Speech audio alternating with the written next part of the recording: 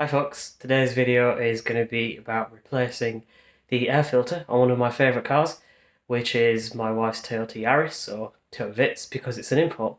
So, down to the basement I go, where the car's parked, and I'll show you how to do it.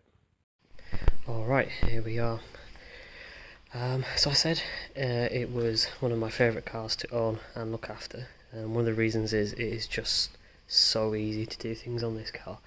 And I love Japanese cars because they're more or less bulletproof. You know, you can knock it, you can ding it, you can scrape it, you do whatever you want, and the car will just keep on running, unlike German cars, where the slightest little thing and you get about 1 million warning lights and sensors that go off and things that need to be replaced. But yeah, so I have got my kit ready with me. Now, notice I've got my toolbox out, I've got my penetrant spare there, and I've got my magnetic tray and my torch because there's not much light down here. Now, you don't actually need any of this to replace the air filter. There's my new air filter here. Got a Bosch one. Didn't go for MAN this time, mainly because don't really need to spend a lot of money on this particular car. I think it cost about £5 or £6, and the MAN one was maybe a couple of pounds more than that. Right, here we go. So, first step, obviously, open up the car. Then we need to open the boot, which is done from this latch here. Oh yeah, the fuse box cover's off for a very different reason. I'll go into that a little bit later if I get time. So, next step is to open up the hood. Again, I'm doing everything one-handed, so apologies for the video shaking around. And here we have the engine bay. So I'm going to get my torch now, turn that on, get a bit more light in here, and okay, there we go. So we've got more light now. So if you didn't know, the air filter sits in the housing just here on this particular version of the Yaris or the Vitz. It's a 2003 model. Really easy to get to. All we really need to do is undo this clip here and this clip here, pull forward the housing and replace the filter. I'm going to pause the video while I put on my gloves because it is a bit dirty in here. Gets that way after a while. And I'll start recording again in a second. And we're back. Right. Off comes that clip. Off comes that clip. And pulled it forward, and there we are. That is the old air filter there. This was a MAN one that I originally put in this car probably about 2 years ago now. Maybe just under 2 years ago. So I'm going to pull this out. Let's have a look. Probably doesn't really need doing, but because I do a lot of inner city driving and it's really polluted in this city, I thought I might as well just do it. It doesn't cost much anyway. Yeah, it's really not that bad. A little bit of dirt, but what you'd expect. Let's put it side by side with the new one.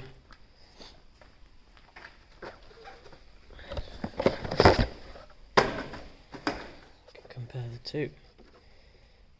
Yeah. Well, compare these two, there is a fair bit of difference actually. You can also see that they're quite different in the construction as well.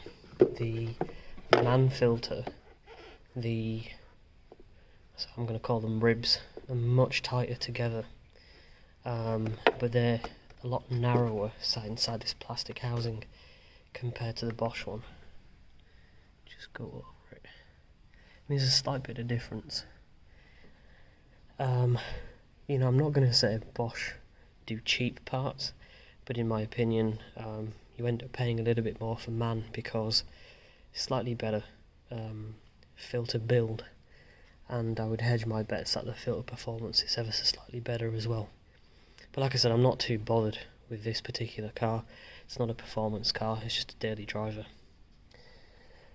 what you'll also notice is there's a kind of a rubber gasket that goes around it.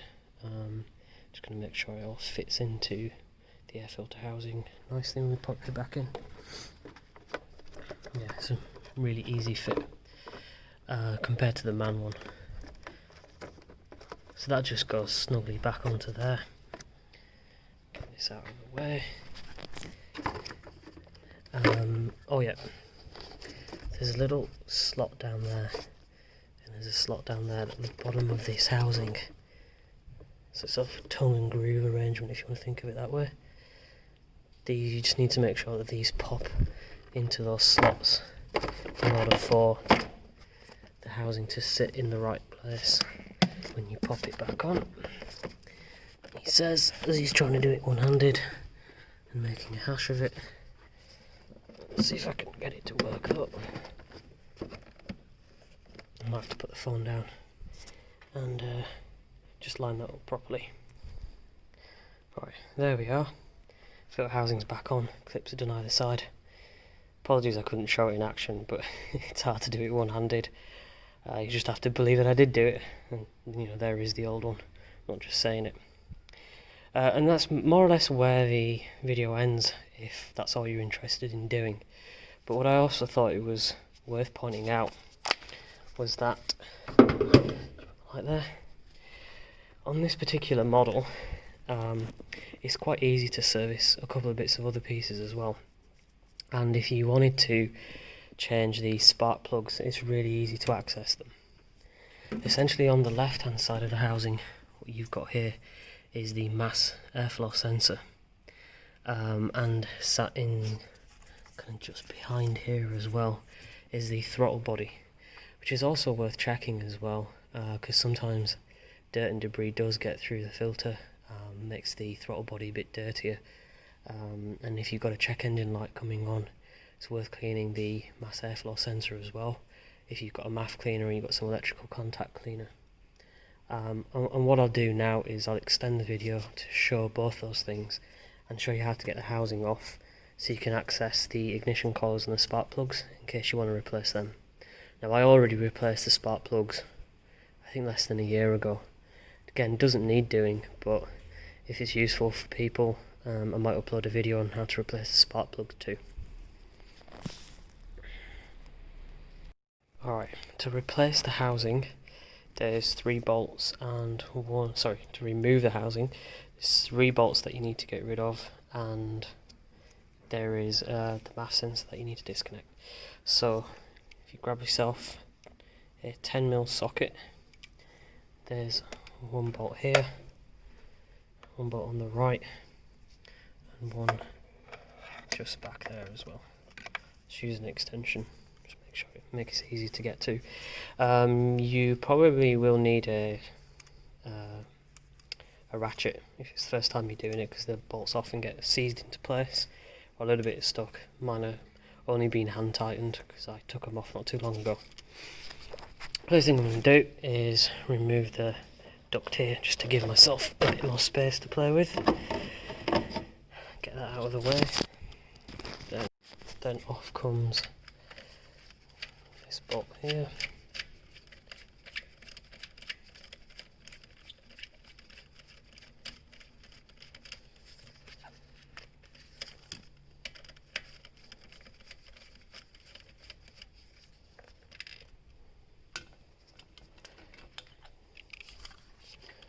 Bolt on the right.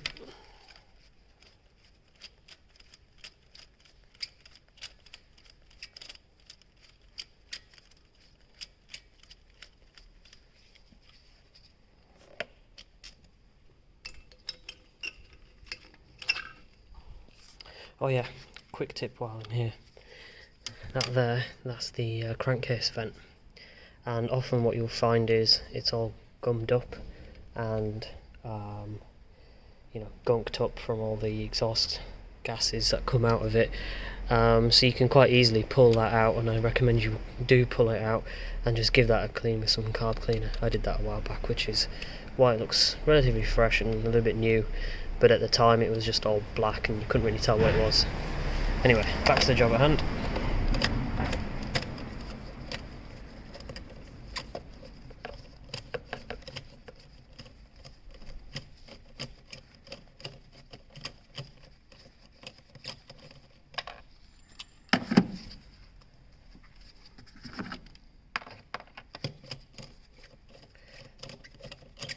bolts are quite long.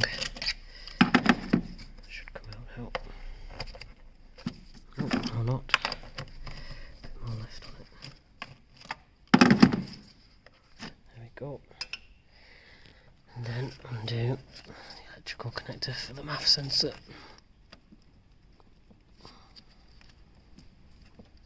Oh, I hate these things. Right, I'm going to pause. One-handed job isn't going to work. Okay, let's off now. There is another connector and sensor on the right, but from memory, don't actually need to take that off. And this should come out now. Unless there's something I've missed. Nope, there we go. And we can move that out of the way. Just be careful not to damage any of the hoses back here, because that's an extra job you really don't want to do. Now, if we just look inside the housing first, that's the MAF sensor right there. This little platinum wire running through it, which can get a bit dirty. Really easy to remove this, just these two screws here. We're doing that in a second, but first I wanted to get a look at the throttle body. So you can see the plate, it's a cable driven throttle, so that's the cable connected to the accelerator. So if I move it, it's a butterfly valve, you can see the throttle body moving up and down there. If I look at the back of the throttle plate, it doesn't look too bad. I don't think this really doesn't warrant needing to be cleaned, and it's moving freely. Quite happy with that. I think I'll just leave it there. So what I will turn my attention to is taking this off and giving it a clean with some MAF cleaner. Alright, simple Phillips screw, 2 of them. Just undo them. Gonna leave that there a second. I have clumsy hands, so I'm going to keep my magnetic pickup tool handy just in case I drop that screw. Oh, there we go. Because once you drop it, it is a real pain finding it and getting to it. I've had that experience on the BMW before, and do not want to repeat that.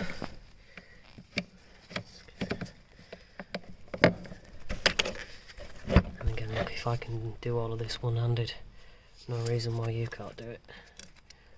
Off comes that screw.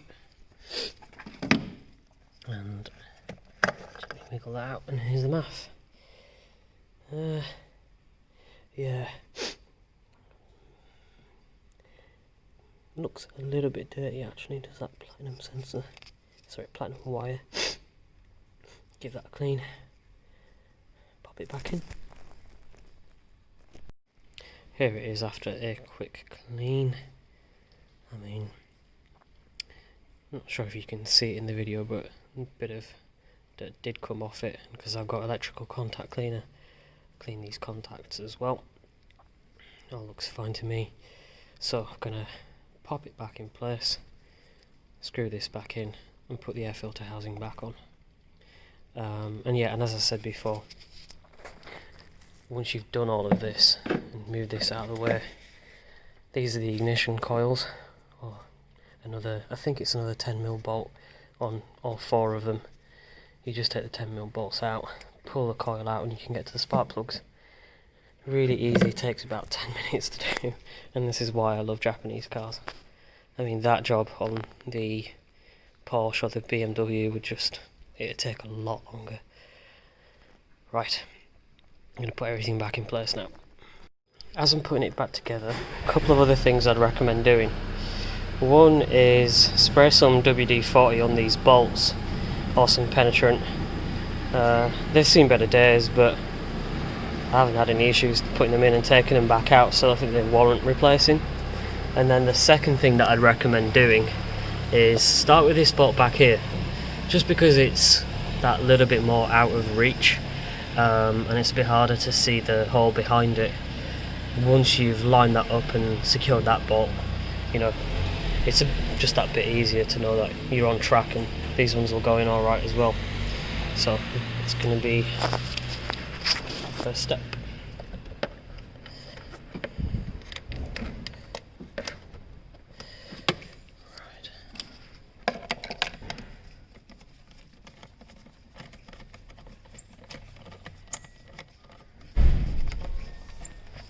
Let's check if it's going in the right place. Does look like it.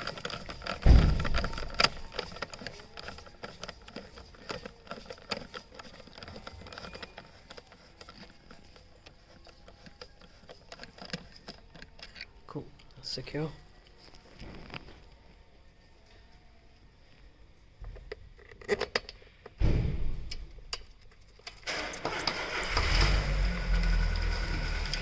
Notice that I'm using my hand to tighten these bolts. I would have done that there, but there's no space for my fingers.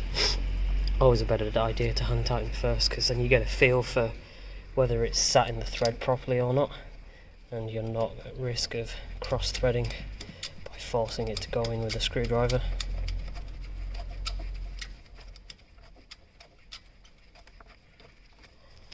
It's all great. Tighten that up properly. Job done. Tighten the right side up. Job done. Put the air duct back in place. All good. So that was a simple video on air filter replacement, but showing how you can access several of the things if you need to do them as well. And while I'm here, may as well also show you if you ever need to replace your battery, which I did need to do a couple of weeks back. Also really simple. Off comes the negative terminal. Take that off, there's a bolt there. Then you need to undo these two bolts here, which act as the securing bracket, and they've got a little hook down to this eyelet here, and there's another eyelet on the other side. You don't need to take the bolts completely off, you just need to loosen them enough for this metal rod to come out of that eyelet there. Then also remove this terminal. Really simple, the battery pulls out and you reverse the process with a new battery. As easy as that. Hope that was useful for you all. Please like if you thought it was helpful. Comment on anything that you have any questions about or you think I could do better. Really appreciate it. Thanks very much for watching.